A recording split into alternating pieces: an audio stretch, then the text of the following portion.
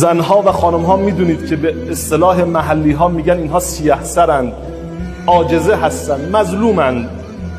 در جامعه ما خیلی ها بر اینها ظلم میکنند، چه به عنوان پدر، چه به عنوان شوهر، چه به عنوان برادر و چه به عنوان یک مسئول. همیشه بر خانمها ظلم میشه.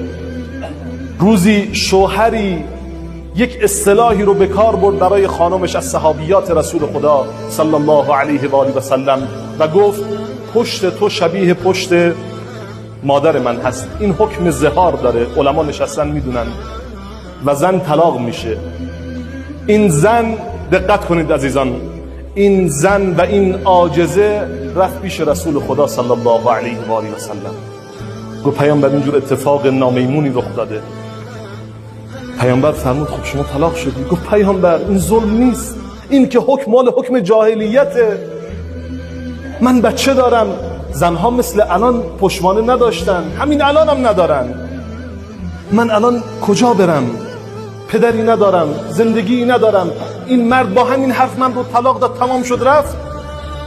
مگر نگفتی ای رسول خدا صلی الله علیه و آله و سلم احکامات جاهلیت با آمدن اسلام منهدم شده؟ رسول خدا فرمود صلی الله علیه و آله و سلم بر من چیزی بیشتر نیامده. این زن و رفت و شکایتش رو به الله گفت شکایتم رو به الله کردم.